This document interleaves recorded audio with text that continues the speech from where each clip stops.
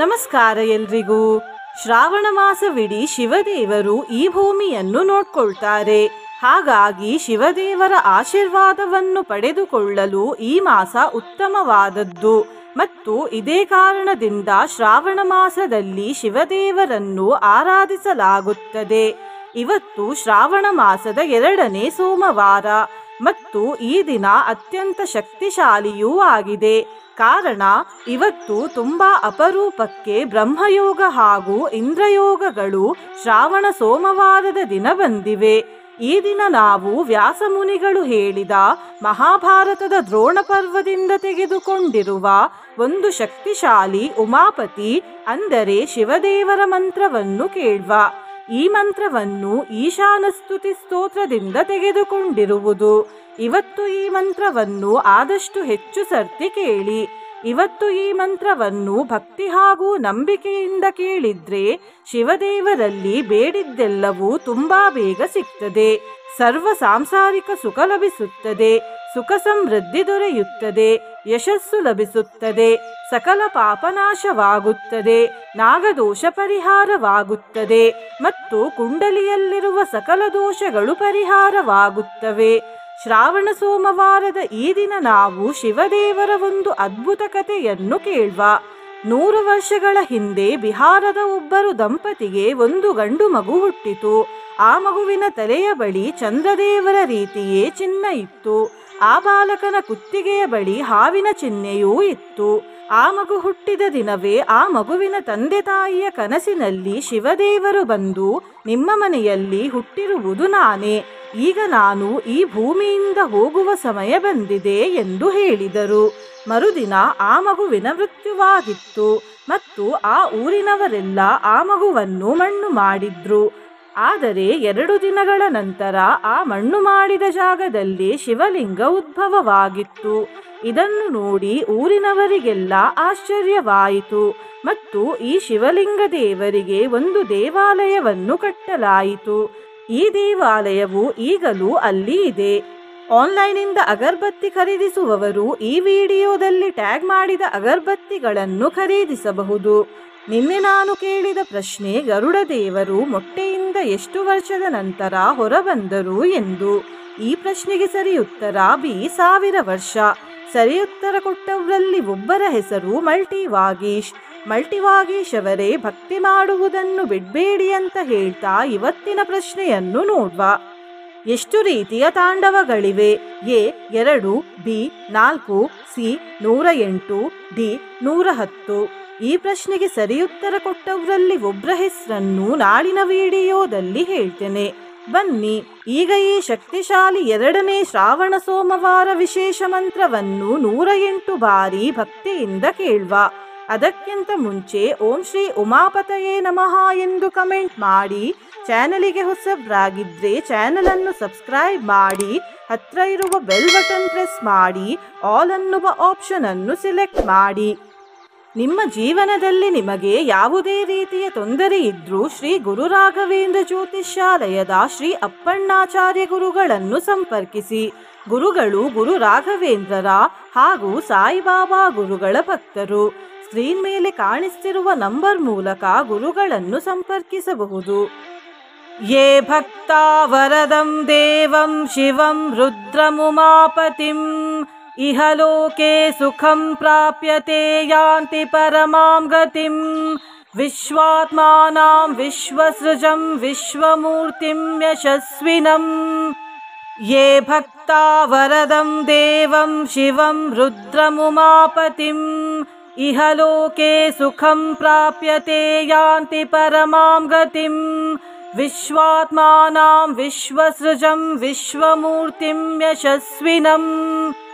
ಯೇ ಭಕ್ತಾ ವರದಂ ದೇವಂ ಶಿವಂ ರುದ್ರಮುಮಾಪತಿಂ ಇಹಲೋಕೆ ಸುಖಂ ಪ್ರಾಪ್ಯತೆ ಯಾಂತಿ ಪರಮಾಂ ಗತಿಂ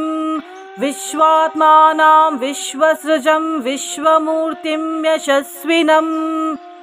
ಯೇ ಭಕ್ತಾ ವರದಂ ದೇವಂ ಶಿವಂ ರುದ್ರಮುಮಾಪತಿಂ ಇಹಲೋಕೆ ಸುಖಂ ಪ್ರಾಪ್ಯತೆ ಯಾಂತಿ ಪರಮಾಂ ಗತಿಂ विश्वात्मानां विश्वसृजं विश्वमूर्तिं यशस्विनं ये भक्ता वरदं देवं शिवं रुद्रमुमापतिम् इहलोके सुखं प्राप्यते यान्ति परमां गतिम्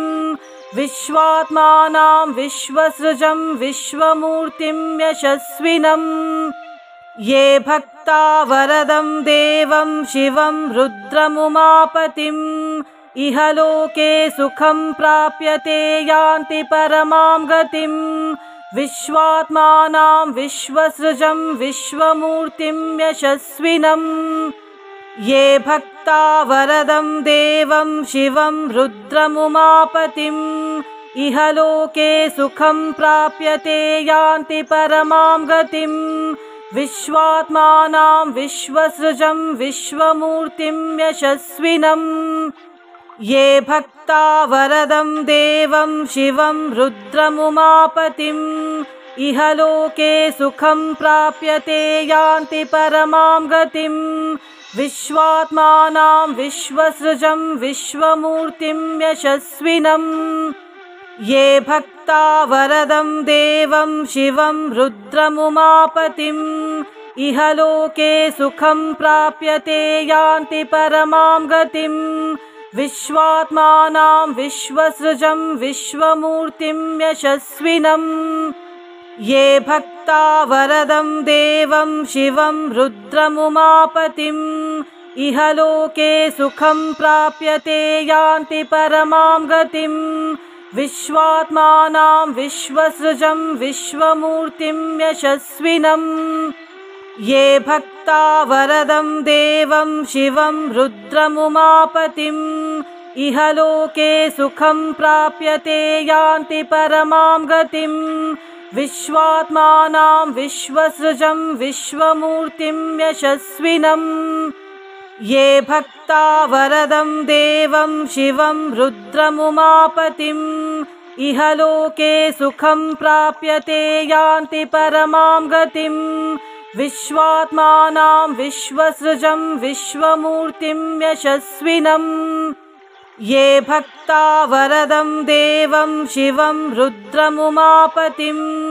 इहलोके सुखं प्राप्यते यान्ति परमां गतिम् विश्वात्मानां विश्वसृजं विश्वमूर्तिं यशस्विनं ये भक्ता वरदं देवं शिवं रुद्रमुमापतिम् इहलोके सुखं प्राप्यते यान्ति परमां गतिम्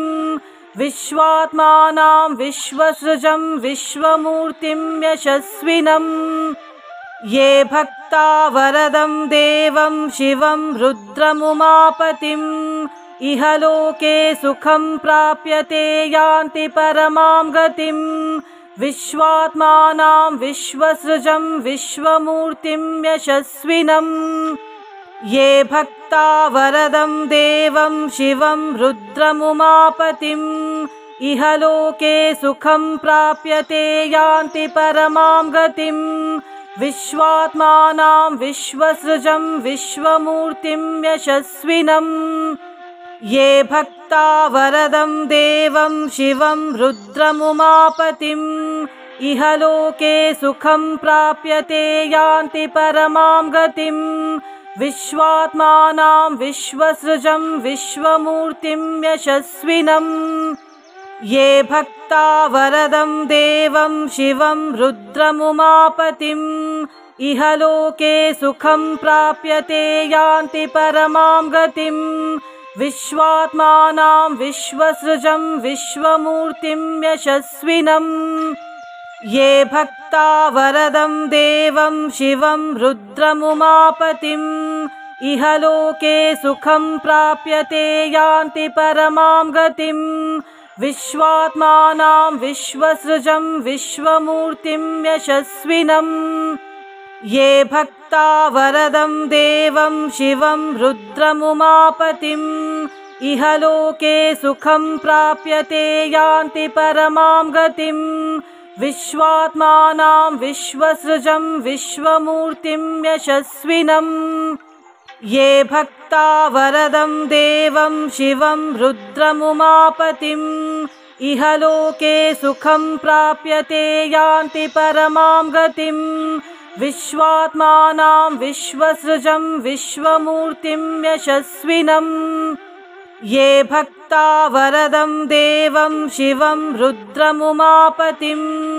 इहलोके सुखं प्राप्यते यान्ति परमां गतिम् विश्वात्मानां विश्वसृजं विश्वमूर्तिं यशस्विनम् ये भक्ता वरदं देवं शिवं रुद्रमुमापतिम् इहलोके सुखं प्राप्यते यान्ति परमां गतिम् विश्वात्मानां विश्वसृजं विश्वमूर्तिं यशस्विनम् ये भक्ता वरदं देवं शिवं रुद्रमुमापतिम् इहलोके सुखं प्राप्यते यान्ति परमां गतिम् विश्वात्मानां विश्वसृजं विश्वमूर्तिं यशस्विनम् ये भक्ता वरदं देवं शिवं रुद्रमुमापतिम् इहलोके सुखं प्राप्यते यान्ति परमां गतिम् विश्वात्मानां विश्वसृजं विश्वमूर्तिं यशस्विनम् ये भक्ता वरदं देवं शिवं रुद्रमुमापतिम् इहलोके सुखं प्राप्यते यान्ति परमां गतिम् विश्वात्मानां विश्वसृजं विश्वमूर्तिं यशस्विनम् ये भक्ता वरदं देवं शिवं रुद्रमुमापतिम् इहलोके सुखं प्राप्यते यान्ति परमां गतिम् विश्वात्मानां विश्वसृजं विश्वमूर्तिं यशस्विनम् ये भक्ता वरदं देवं शिवं रुद्रमुमापतिम् इहलोके सुखं प्राप्यते यान्ति परमां गतिम् विश्वात्मानां विश्वसृजं विश्वमूर्तिं यशस्विनम् ये भक्ता वरदं देवं शिवं रुद्रमुमापतिम् इहलोके सुखं प्राप्यते यान्ति परमां गतिम् विश्वात्मानां विश्वसृजं विश्वमूर्तिं यशस्विनम् ये भक्ता वरदं देवं शिवं रुद्रमुमापतिम् इहलोके सुखं प्राप्यते यान्ति परमां गतिम् विश्वात्मानां विश्वसृजं विश्वमूर्तिं यशस्विनम् ये भक्ता वरदं देवं शिवं रुद्रमुमापतिम् इहलोके सुखं प्राप्यते यान्ति परमां गतिम् विश्वात्मानां विश्वसृजं विश्वमूर्तिं यशस्विनम् ये भक्ता वरदं देवं शिवं रुद्रमुमापतिम् इहलोके सुखं प्राप्यते यान्ति परमां गतिम् विश्वात्मानां विश्वसृजं विश्वमूर्तिं यशस्विनम् ये भक्ता वरदं देवं शिवं रुद्रमुमापतिम् इहलोके सुखं प्राप्यते यान्ति परमां गतिम् विश्वात्मानां विश्वसृजं विश्वमूर्तिं यशस्विनम् ये भक्ता वरदं देवं शिवं रुद्रमुमापतिम् इहलोके सुखं प्राप्यते यान्ति परमां गतिम् विश्वात्मानां विश्वसृजं विश्वमूर्तिं यशस्विनम् ये भक्ता वरदं देवं शिवं रुद्रमुमापतिम् इहलोके सुखं प्राप्यते यान्ति परमां गतिम् विश्वात्मानां विश्वसृजं विश्वमूर्तिं यशस्विनम् ये भक्ता वरदं देवं शिवं रुद्रमुमापतिम् इहलोके सुखं प्राप्यते यान्ति परमां गतिम् विश्वात्मानां विश्वसृजं विश्वमूर्तिं यशस्विनम् ये भक्ता वरदं देवं शिवं रुद्रमुमापतिम् इहलोके सुखं प्राप्यते यान्ति परमां गतिम् विश्वात्मानां विश्वसृजं विश्वमूर्तिं यशस्विनं ये भक्ता वरदं देवं शिवं रुद्रमुमापतिम् इहलोके सुखं प्राप्यते यान्ति परमां गतिम् विश्वात्मानां विश्वसृजं विश्वमूर्तिं यशस्विनं ये भक्ता वरदं देवं शिवं रुद्रमुमापतिम् इहलोके सुखं प्राप्यते यान्ति परमां गतिम्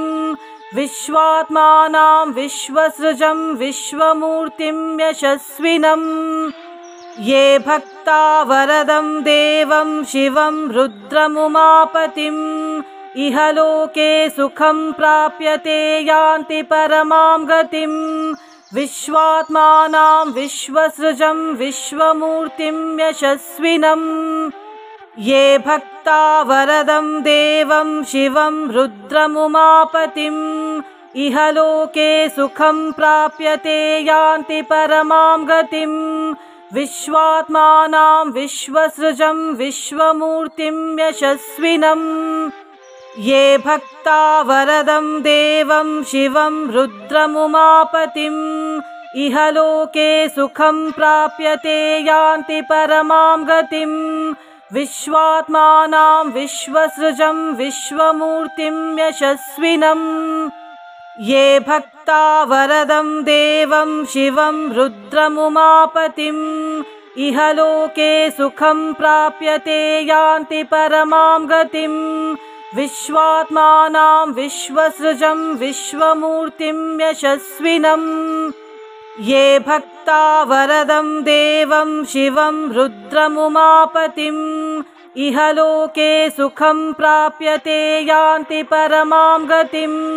विश्वात्मानां विश्वसृजं विश्वमूर्तिं यशस्विनं ये भक्ता वरदं देवं शिवं रुद्रमुमापतिम् इहलोके सुखं प्राप्यते यान्ति परमां गतिम् विश्वात्मानां विश्वसृजं विश्वमूर्तिं यशस्विनं ये भक्ता वरदं देवं शिवं रुद्रमुमापतिम् इहलोके सुखं प्राप्यते यान्ति परमां गतिम् विश्वात्मानां विश्वसृजं विश्वमूर्तिं यशस्विनं ये भक्ता वरदं देवं शिवं रुद्रमुमापतिम् इहलोके सुखं प्राप्यते यान्ति परमां गतिम् विश्वात्मानां विश्वसृजं विश्वमूर्तिं यशस्विनं ये भक्ता वरदं देवं शिवं रुद्रमुमापतिम् इहलोके सुखं प्राप्यते यान्ति परमां गतिम् विश्वात्मानां विश्वसृजं विश्वमूर्तिं यशस्विनं ये भक्ता वरदं देवं शिवं रुद्रमुमापतिम् इहलोके सुखं प्राप्यते यान्ति परमां गतिम् विश्वात्मानां विश्वसृजं विश्वमूर्तिं यशस्विनं ये भक्ता वरदं देवं शिवं रुद्रमुमापतिम् इहलोके सुखं प्राप्यते यान्ति परमां गतिम् विश्वात्मानां विश्वसृजं विश्वमूर्तिं यशस्विनं ये भक्ता वरदं देवं शिवं रुद्रमुमापतिम् इहलोके सुखं प्राप्यते यान्ति परमां गतिम् विश्वात्मानां विश्वसृजं विश्वमूर्तिं यशस्विनं ये भक्ता वरदं देवं शिवं रुद्रमुमापतिम् इहलोके सुखं प्राप्यते यान्ति परमां गतिम् विश्वात्मानां विश्वसृजं विश्वमूर्तिं यशस्विनं ये भक्ता वरदं देवं शिवं रुद्रमुमापतिम् इहलोके सुखं प्राप्यते यान्ति परमां गतिम् विश्वात्मानां विश्वसृजं विश्वमूर्तिं यशस्विनं ये भक्ता वरदं देवं शिवं रुद्रमुमापतिम् इहलोके सुखं प्राप्यते यान्ति परमां गतिम् विश्वात्मानां विश्वसृजं विश्वमूर्तिं यशस्विनम् ये भक्ता वरदं देवं शिवं रुद्रमुमापतिम् इहलोके सुखं प्राप्यते यान्ति परमां गतिम् विश्वात्मानां विश्वसृजं विश्वमूर्तिं यशस्विनम् ये भक्ता वरदं देवं शिवं रुद्रमुमापतिम् इहलोके सुखं प्राप्यते यान्ति परमां गतिम् विश्वात्मानां विश्वसृजं विश्वमूर्तिं यशस्विनम् ये भक्ता वरदं देवं शिवं रुद्रमुमापतिम् इहलोके सुखं प्राप्यते यान्ति परमां गतिम् विश्वात्मानां विश्वसृजं विश्वमूर्तिं यशस्विनम् ये भक्ता वरदं देवं शिवं रुद्रमुमापतिम् इहलोके सुखं प्राप्यते यान्ति परमां गतिम् विश्वात्मानां विश्वसृजं विश्वमूर्तिं यशस्विनम् ये भक्ता वरदं देवं शिवं रुद्रमुमापतिम् इहलोके सुखं प्राप्यते यान्ति परमां गतिम् विश्वात्मानां विश्वसृजं विश्वमूर्तिं यशस्विनम् ये भक्ता वरदं देवं शिवं रुद्रमुमापतिम् इहलोके सुखं प्राप्यते यान्ति परमां गतिम् विश्वात्मानां विश्वसृजं विश्वमूर्तिं यशस्विनम् ये भक्ता वरदं देवं शिवं रुद्रमुमापतिम् इहलोके सुखं प्राप्यते यान्ति परमां गतिम् विश्वात्मानां विश्वसृजं विश्वमूर्तिं यशस्विनम् ये भक्ता वरदं देवं शिवं रुद्रमुमापतिम् इहलोके सुखं प्राप्यते यान्ति परमां गतिम् विश्वात्मानां विश्वसृजं विश्वमूर्तिं यशस्विनम् ये भक्ता वरदं देवं शिवं रुद्रमुमापतिम् इहलोके सुखं प्राप्यते यान्ति परमां गतिम् विश्वात्मानां विश्वसृजं विश्वमूर्तिं यशस्विनम् ये भक्ता वरदं देवं शिवं रुद्रमुमापतिम् इहलोके सुखं प्राप्यते यान्ति परमां गतिम् विश्वात्मानां विश्वसृजं विश्वमूर्तिं यशस्विनम् ये भक्ता वरदं देवं शिवं रुद्रमुमापतिम् इहलोके सुखं प्राप्यते यान्ति परमां गतिम् विश्वात्मानां विश्वसृजं विश्वमूर्तिं यशस्विनम् ये भक्ता वरदं देवं शिवं रुद्रमुमापतिम् इहलोके सुखं प्राप्यते यान्ति परमां गतिम् विश्वात्मानां विश्वसृजं विश्वमूर्तिं यशस्विनम् ये भक्ता वरदं देवं शिवं रुद्रमुमापतिम् इहलोके सुखं प्राप्यते यान्ति परमां गतिम् विश्वात्मानां विश्वसृजं विश्वमूर्तिं यशस्विनम् ये भक्ता वरदं देवं शिवं रुद्रमुमापतिम् इहलोके सुखं प्राप्यते यान्ति परमां गतिम् विश्वात्मानां विश्वसृजं विश्वमूर्तिं यशस्विनम् ये भक्ता वरदं देवं शिवं रुद्रमुमापतिम्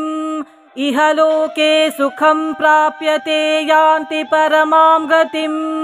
विश्वात्मानां विश्वसृजं विश्वमूर्तिं यशस्विनम् ये भक्ता वरदं देवं शिवं रुद्रमुमापतिम् इहलोके सुखं प्राप्यते यान्ति परमां गतिम् विश्वात्मानां विश्वसृजं विश्वमूर्तिं यशस्विनं ये भक्ता वरदं देवं शिवं रुद्रमुमापतिम् इहलोके सुखं प्राप्यते यान्ति परमां गतिम् विश्वात्मानां विश्वसृजं विश्वमूर्तिं यशस्विनं ये भक्ता वरदं देवं शिवं रुद्रमुमापतिम् इहलोके सुखं प्राप्यते यान्ति परमां गतिम् विश्वात्मानां विश्वसृजं विश्वमूर्तिं यशस्विनं ये भक्ता वरदं देवं शिवं रुद्रमुमापतिम् इहलोके सुखं प्राप्यते यान्ति परमां गतिम् विश्वात्मानां विश्वसृजं विश्वमूर्तिं यशस्विनं ये भक्ता वरदं देवं शिवं रुद्रमुमापतिम् इहलोके सुखं प्राप्यते यान्ति परमां गतिम् विश्वात्मानां विश्वसृजं विश्वमूर्तिं यशस्विनं ये भक्ता वरदं देवं शिवं रुद्रमुमापतिम् इहलोके सुखं प्राप्यते यान्ति परमां गतिम् विश्वात्मानां विश्वसृजं विश्वमूर्तिं यशस्विनं ये भक्ता वरदं देवं शिवं रुद्रमुमापतिम् इहलोके सुखं प्राप्यते यान्ति परमां गतिम् विश्वात्मानां विश्वसृजं विश्वमूर्तिं यशस्विनं ये भक्ता वरदं देवं शिवं रुद्रमुमापतिम् इहलोके सुखं प्राप्यते यान्ति परमां गतिम् विश्वात्मानां विश्वसृजं विश्वमूर्तिं यशस्विनं ये भक्ता वरदं देवं शिवं रुद्रमुमापतिम् इहलोके सुखं प्राप्यते यान्ति परमां गतिम् विश्वात्मानां विश्वसृजं विश्वमूर्तिं यशस्विनं ये भक्ता वरदं देवं शिवं रुद्रमुमापतिम् इहलोके सुखं प्राप्यते यान्ति परमां गतिम् विश्वात्मानां विश्वसृजं विश्वमूर्तिं यशस्विनं ये भक्ता वरदं देवं शिवं रुद्रमुमापतिम् इहलोके सुखं प्राप्यते यान्ति परमां गतिम् विश्वात्मानां विश्वसृजं विश्वमूर्तिं यशस्विनं ये भक्ता वरदं देवं शिवं रुद्रमुमापतिम् इहलोके सुखं प्राप्यते यान्ति परमां गतिम् विश्वात्मानां विश्वसृजं विश्वमूर्तिं यशस्विनं ये भक्ता वरदं देवं शिवं रुद्रमुमापतिम् इहलोके सुखं प्राप्यते यान्ति परमां गतिम् विश्वात्मानां विश्वसृजं विश्वमूर्तिं यशस्विनं ये भक्ता वरदं देवं शिवं रुद्रमुमापतिम् इहलोके सुखं प्राप्यते यान्ति परमां गतिम्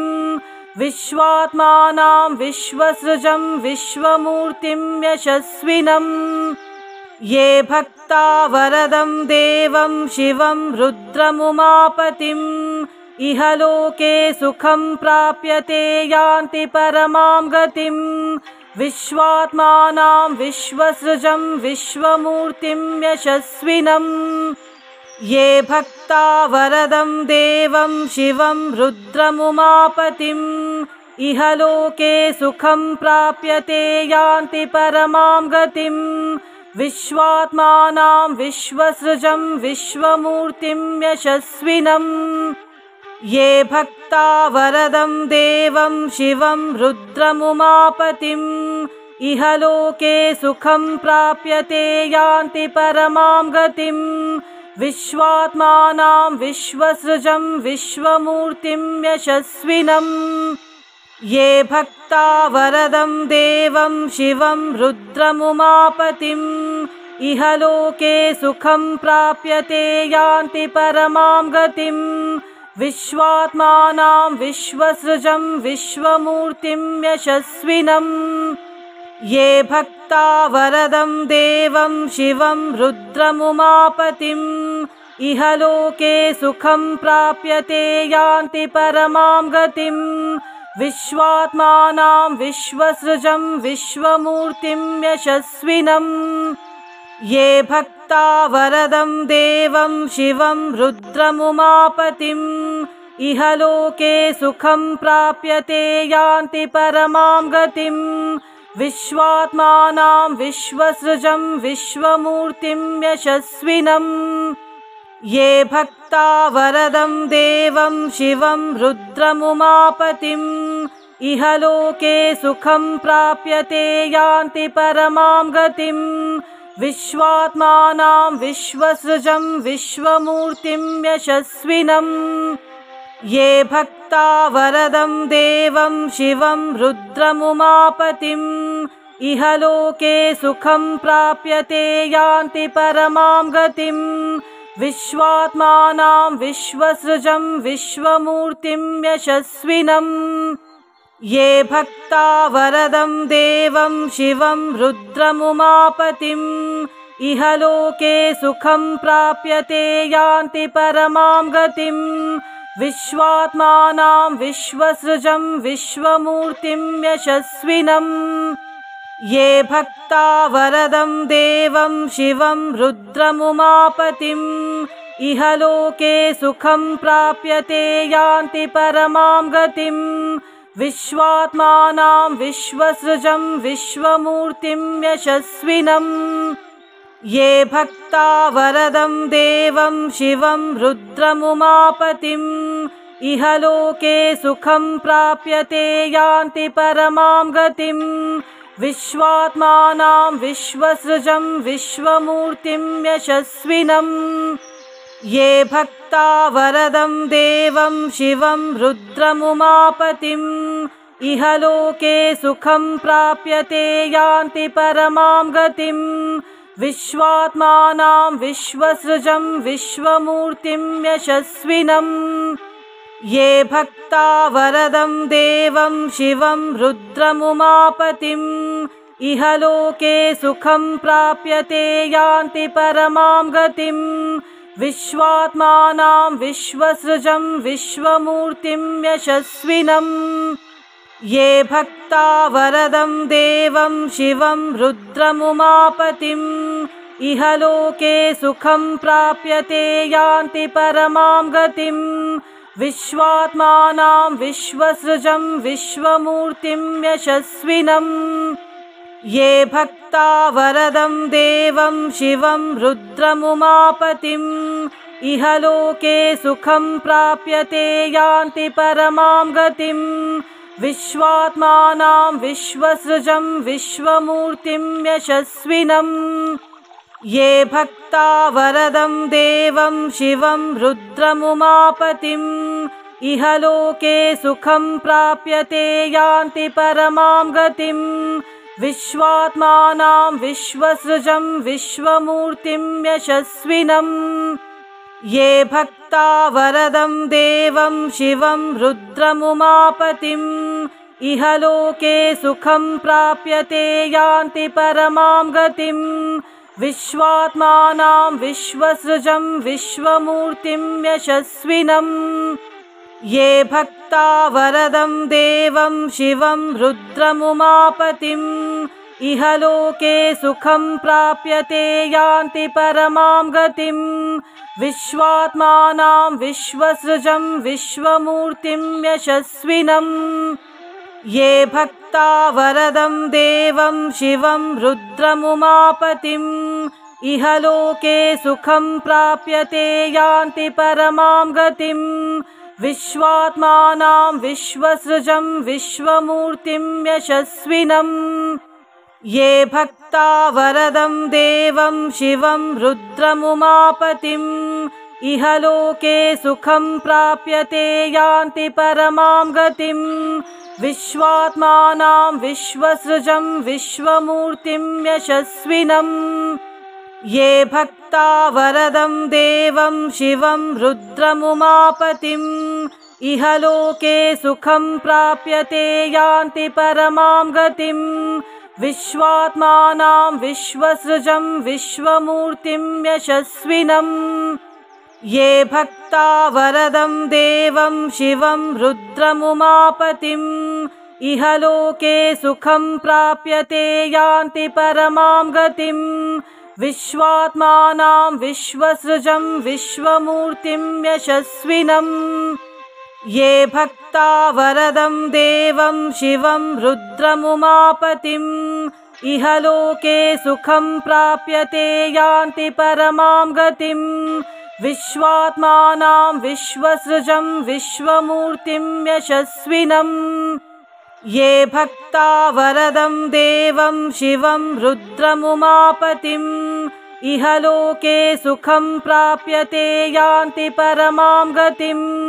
विश्वात्मानां विश्वसृजं विश्वमूर्तिं यशस्विनम्